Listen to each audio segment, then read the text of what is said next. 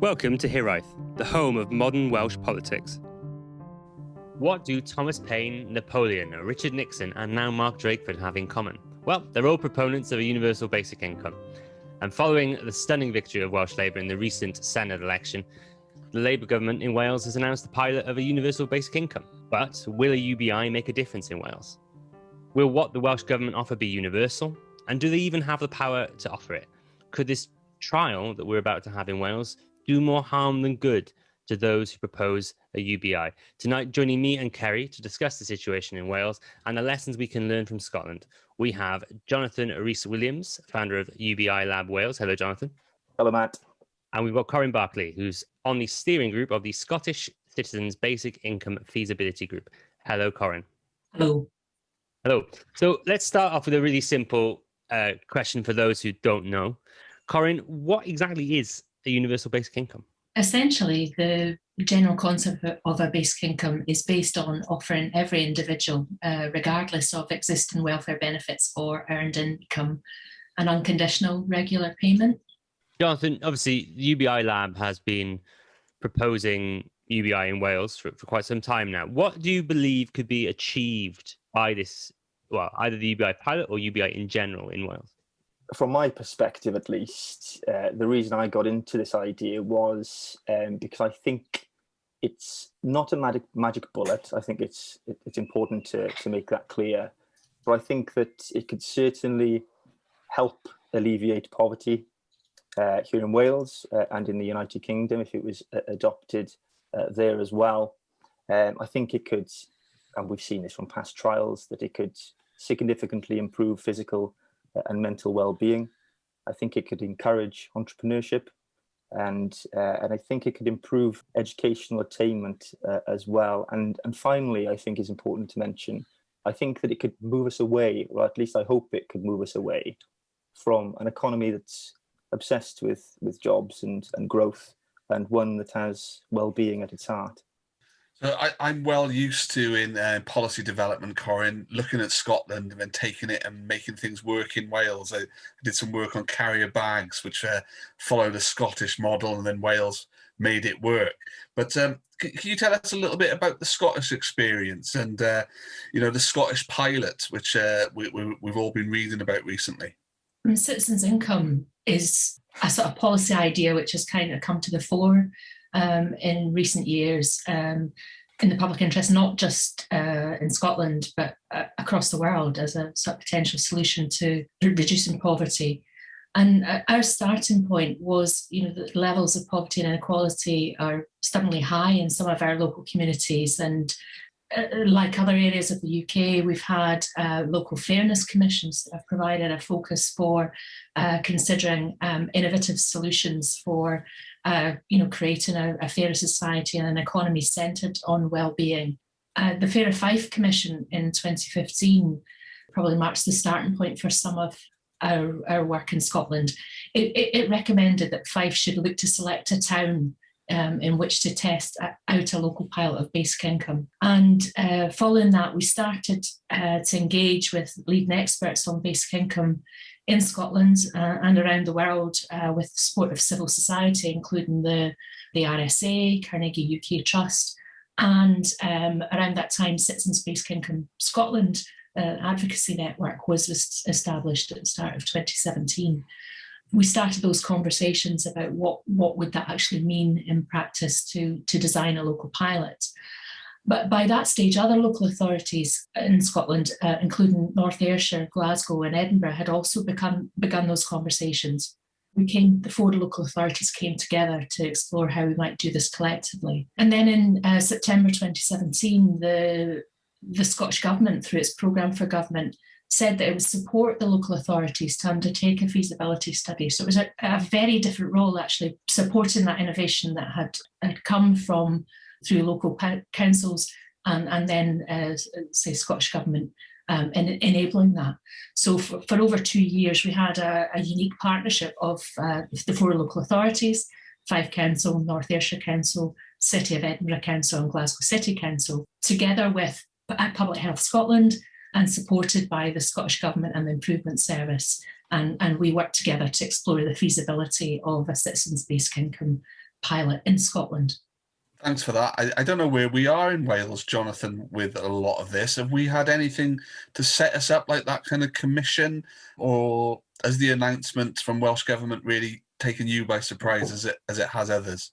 Yes, it's definitely taken me by surprise how quickly, I mean, when we started the lab back in the summer of last year, I think that if you had told me that the Welsh Government would announce a pilot in 12 months' time, I would have probably laughed at you, to be honest.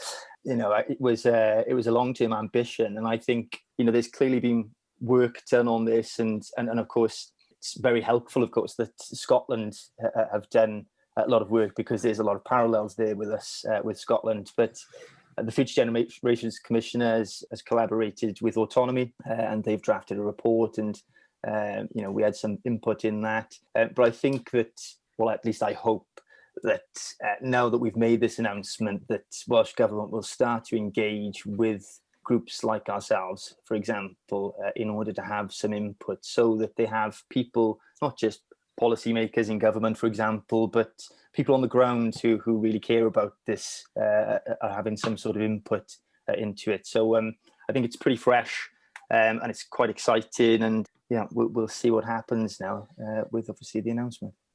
Have you got any thoughts on what Welsh Government are proposing at this stage?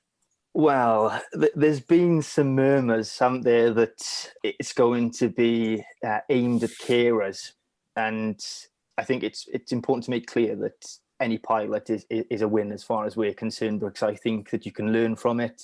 But if that's what they intend on doing, at least, I think there are dangers with that, having a particular cohort of people, because you're not going to get the evidence that you want from that. At least, if, for example, care leavers, for example, I think that there's a lot of support that people coming out of care need, and I think that perhaps just giving them an income won't necessarily solve some of the problems that they're experiencing, or I imagine a lot of the problems they're experiencing. So I think that there is a danger that, of course, if you do that and you don't quite get the results that you want from it, or at least we would hope if we had a substantive pilot, then it could do more damage than good. And of course, we've come such a long way in such a short space of time that I think it would be quite a travesty, really, if it set us back and destroyed the idea. What details do we have about the Welsh Government pilot? Do we have any sort of information about what sort of amount this will be at? Because, I mean, recent research by the Citizens Advice Bureau is suggesting for a UBI to be an adequate basic income, it needs to be around £11,000 per person per year. The Welsh Government couldn't afford that amount of money, could it? So what are they proposing in terms of this trial? From what I've seen, there's nothing on the amounts thus far. It's just simply been Mark Drayford has announced that he's going to run a pilot, and Jane Hutt is going to be responsible for that. It's going to be part of a brief. In terms of amounts, I don't know, but it does have to be a good amount. And there are arguments. There are experts like Guy Standing that will say, well, any figure is a start, and if that figure, for example, shows positive results, or at least has some positive results, then there's the argument then to increase it. And I think I'd probably agree that, if we get something, it's a start. But I certainly, if you were asking me, it would have to be an adequate amount. Yeah, so there's not been anything as of yet about how much. And I think that, obviously we're all very keen to learn what that will be. Coryn, in your work, was there any sort of discussion about what an adequate amount for a basic income would be? Yes, and as part of our model in the report that we set out in June 2020, it proposes two payment levels for piloting. First is a lower payment in line with current benefit provision, so it'd be possible to test the impact of the removal of conditionality. And the second would be a higher payment aligned to the Joseph Rowntree Foundation's minimum income standard. So one of the discussions we're having at the moment is whether, in fact, Wales and the Welsh Government have the power to do this. In the Scottish experience, was it found that the Scottish Government had sufficient levers and powers to actually implement a full UBI?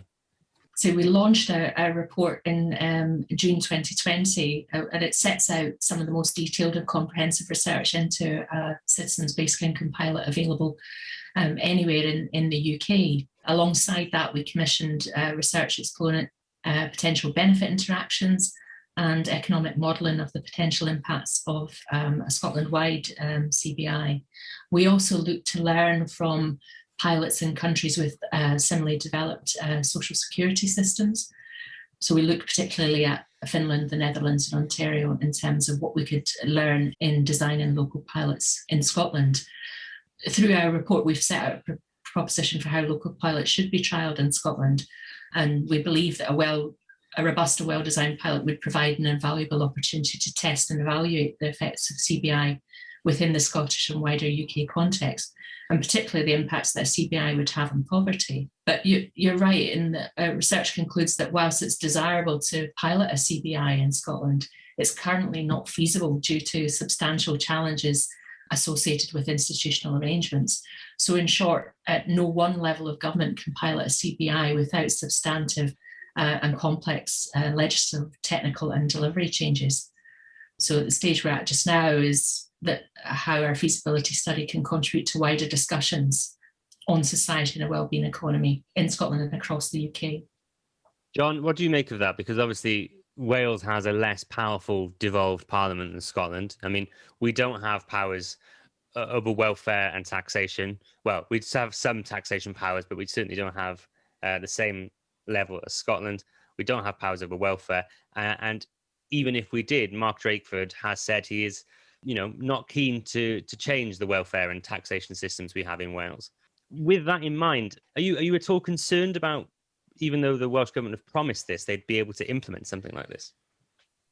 I think perhaps that's part of the reason at the moment, at least, that they're looking at care levers, because they might think that, that they can, it's within their gift to do it with care levers, whereas if, they wanted a more substantive pilot, then they might not be able to do it. But I think that, we're very alert to the fact that we don't have the powers at this very moment in time in order to roll out a UBI.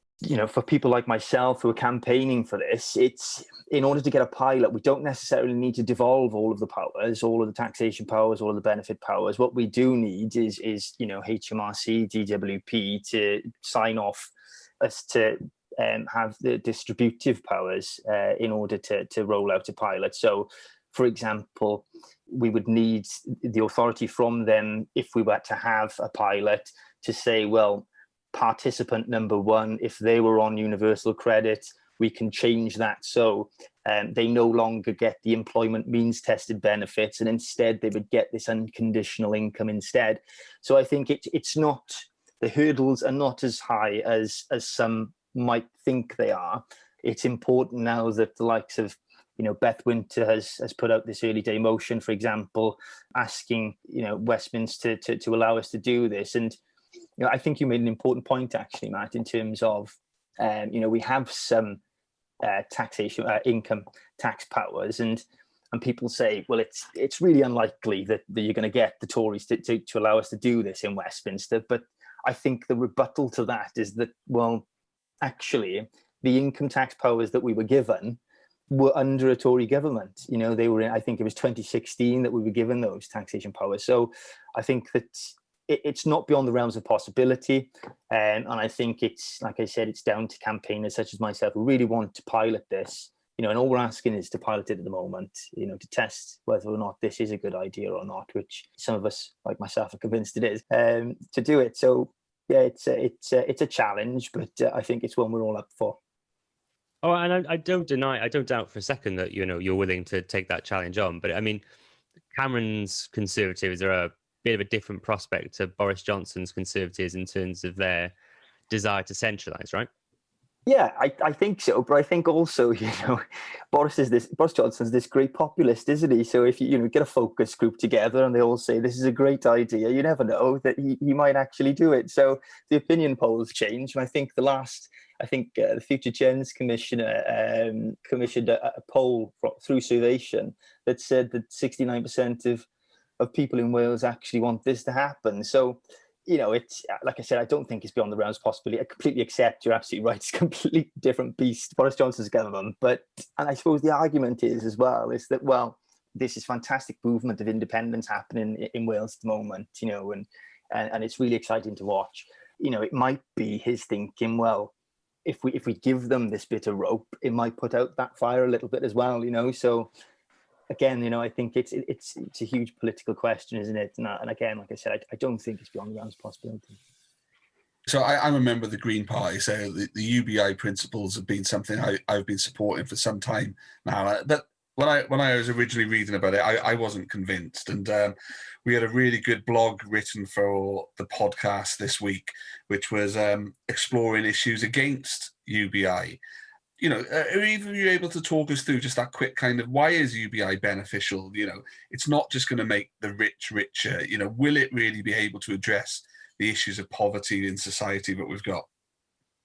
We've seen from trials already, you know, that there has been really positive results with this. You know, I think in India and Namibia, for example, it showed that there was a huge increase in entrepreneurship. And one of the huge arguments against the UBI is that it will make people lazy. You know, people are not going to work if they receive a UBI. And the pilot in Finland, for example, the pilot in Stockton in California, in Finland, it was marginal, the increase in employment activity, but it was an increase. So it didn't go backwards. So it rebuts that argument. And in Stockton, I think it was quite substantial, the amount of employment activity that increased. So I think that, you know, it's certainly a good idea. And I think it's a policy, you know, and there's always that automation argument as well. You know, we're going to need to start thinking about that. You know, there's a lot of experts in that field that are saying that a lot of jobs, for example, are going to, you know, be done by robots and that sort of thing. And you know, I think the arguments against that as well, because we do sort of adapt, don't we? You know, when technology comes along and we adapt, but that's certainly something that we need to consider. And I think that's why it is a policy fit for the 21st century. And I think it's commendable that, and the Greens need, you know, a huge shout out with this, that they've been pushing this policy for a long time, you know, and it's great now that everyone's getting on board. And, you know, I think the Greens need a lot of credit for that. And so kudos to you, Kerry, and the Green Party. One of the things Jonathan mentioned there, which has come out in Wales in the recent times, is that the rise in entrepreneurship and that this kind of payment can have. Was that something which the Scottish report identified? I think certainly a starting point, and certainly the pandemic's exposed it in terms of the nature of precarious work. And it shouldn't be that in one of the richest countries in the world that we have people who don't have enough money to live. So one of the things with a basic income is it provides a minimum income floor.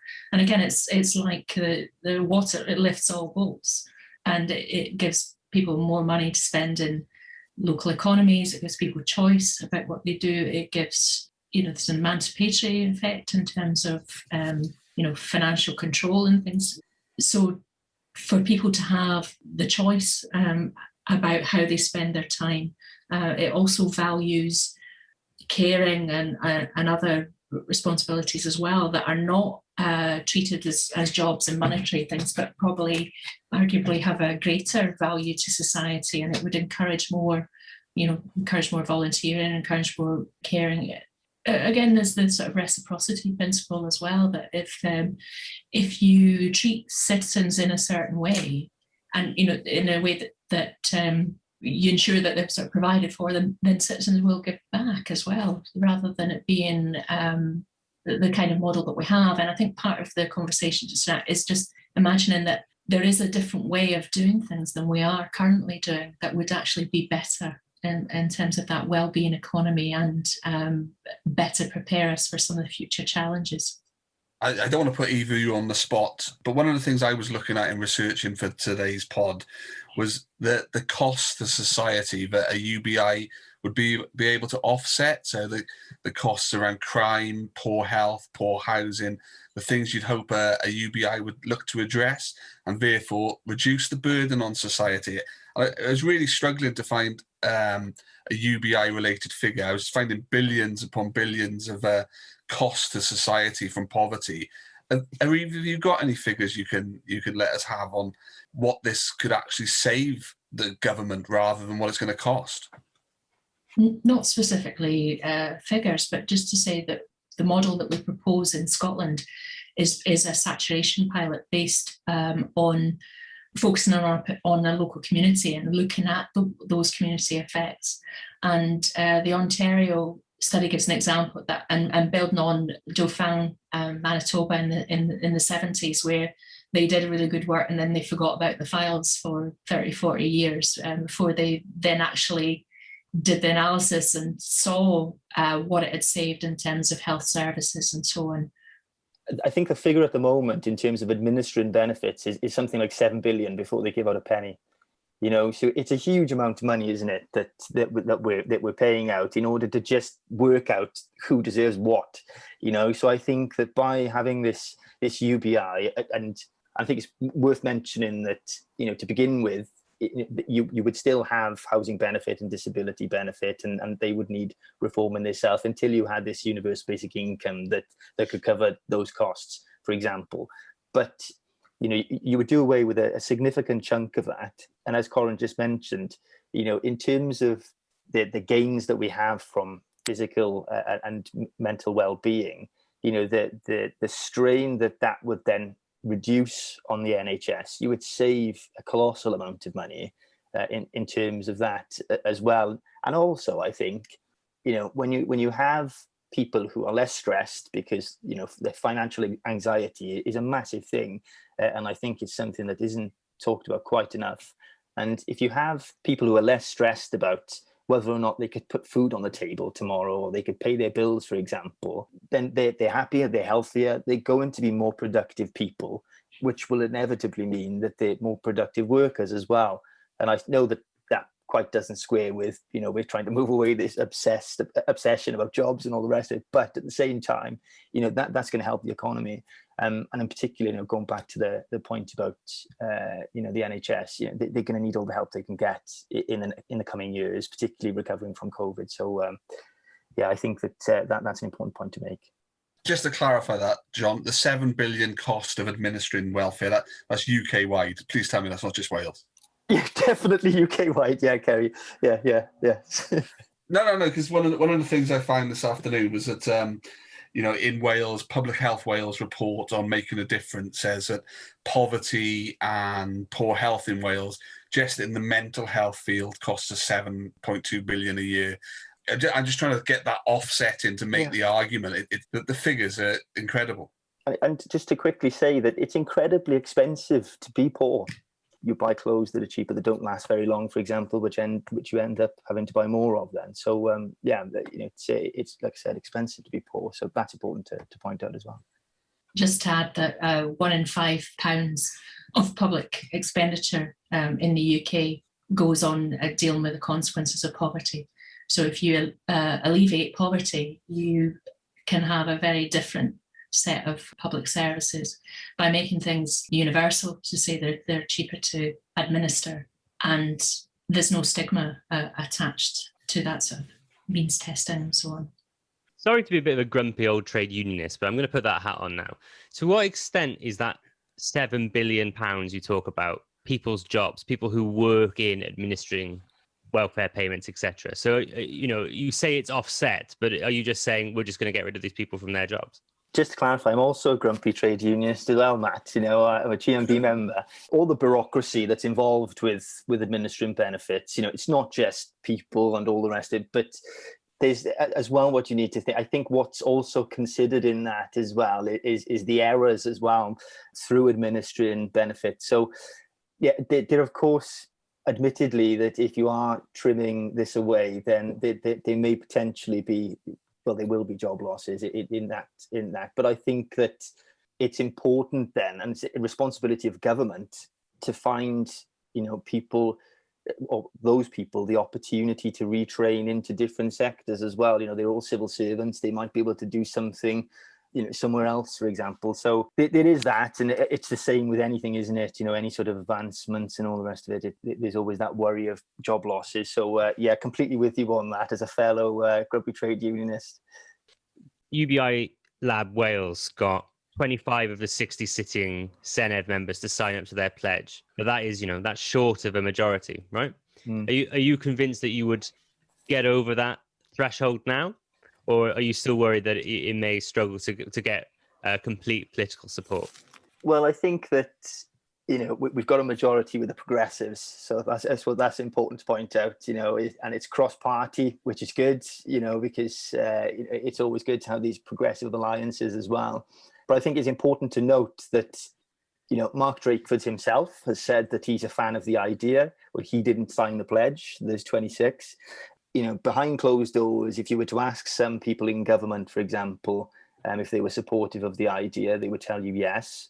But because they're in government, they won't sign a pledge. It's just not what they do. So I think if you were to tot up the numbers, we'd have quite a nice majority in that respect. Yeah.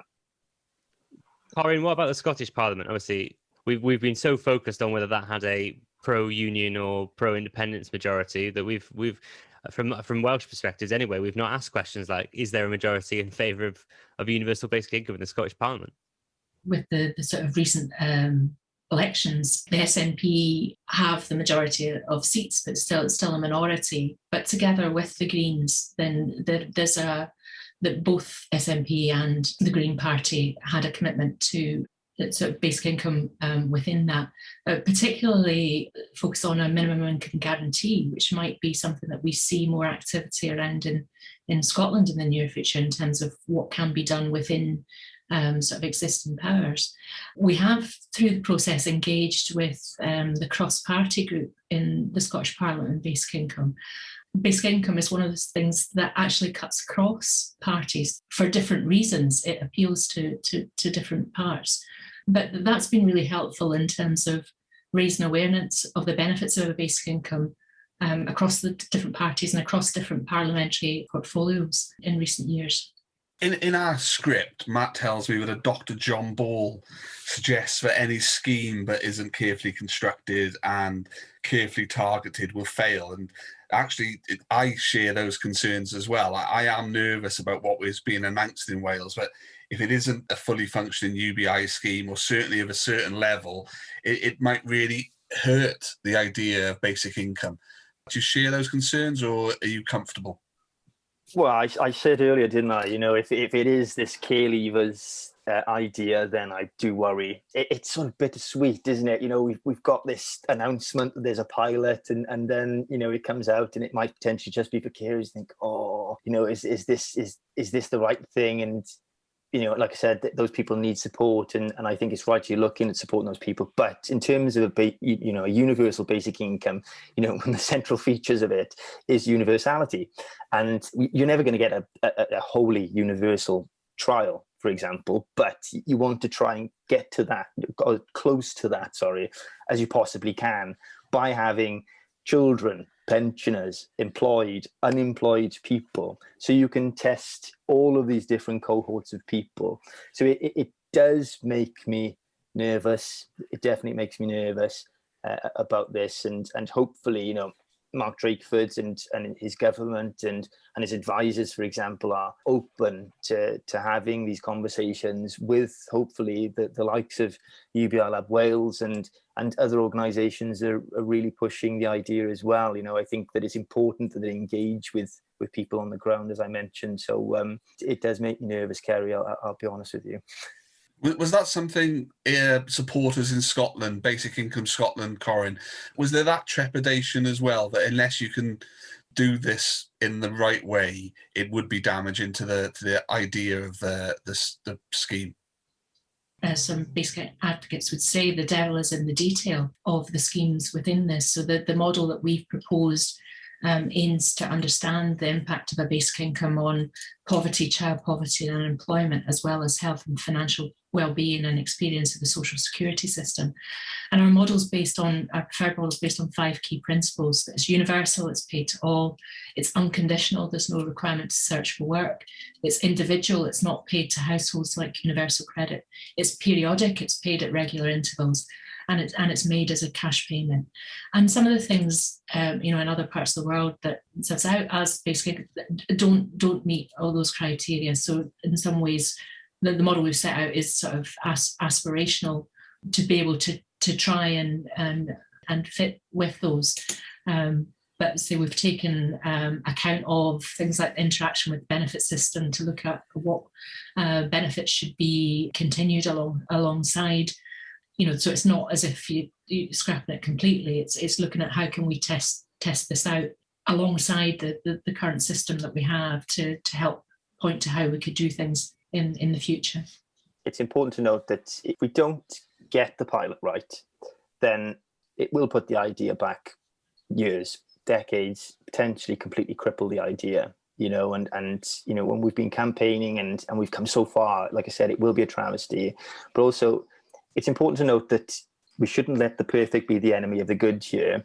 But also, I think Coryn said something really important earlier, and I just want to touch on it because I've remembered that the emancipatory effects of a universal basic income are incredibly important. It's one of the central features of it. And I think that what you need to do with a pilot as well is that you need to remove that conditionality of it. So, for example, if people participating in this pilot, for example, are still receiving some means tested benefits as well, then you're not going to get those emancipatory effects because they're still having to meet all these behavioral conditions and jump through hoops in order to get their benefits payments.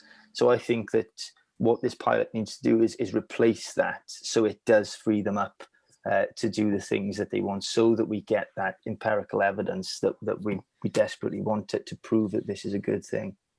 As a UBI believer, I don't think it'll set anything back decades. Really, it might affect Wales, but we're one of a number of areas looking at this. Germany's doing something which is 3 years long, and it's only a small amount of people, but we've got to wait for these studies to come through as well. So I share those concerns, but it's not going to set the idea back, even if Wales doesn't do it quite right or anything like that, or if Scotland can't implement it in the way it wants to. But it's definitely a growing movement. And what do you both see as the future, not just in our respective countries, but do you see, with your experience of the idea of UBI gaining momentum around the world? The COVID-19 pandemic has really sort of exposed the sort of high levels of economic security, even within a developed country with a developed social security system.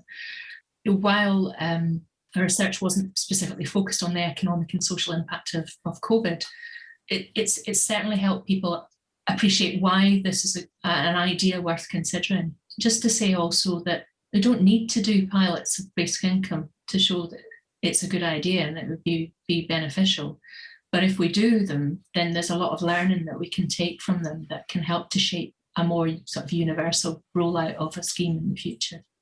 From a Welsh perspective as well, if we are to pilot this, any academic worth their salt, would want to see the evaluation of the pilot as well. So it'd be really good to put Wales on the map as well, to have this. I mean, we've seen, for example, there's been a lot of attention about the Welsh announcement in America. I think Andrew Yang's movement Humanity Forward, for example, wrote a message on Twitter in Welsh congratulating us on getting this pilot. So it's really exciting.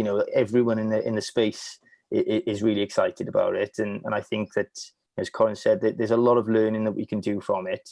And it goes back to that carers point. It's not the end of the world if it is just a carers pilot, but in order for us to get that proper data, I think that it needs to be a substantive pilot where we look at a number of cohorts of people, like employed, unemployed, pensioners and children. So it's exciting, and it's a great time to be a UBI advocate. I think if it is the carers approach, it might not be UBI, but I think that policy about supporting carers is something which needs to be done, whatever the kind of terminology we're using is.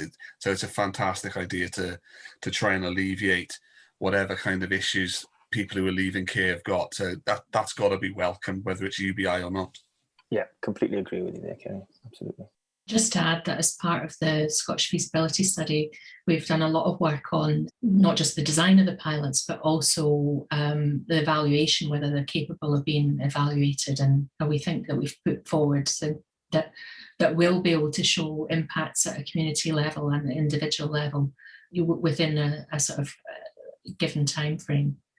Well, it's been fantastic to talk to the two of you. Thank you so much for coming on the show. If people want to hear more from you, where can they find you on Twitter? Coryn? At Basic Income Scott. Jonathan?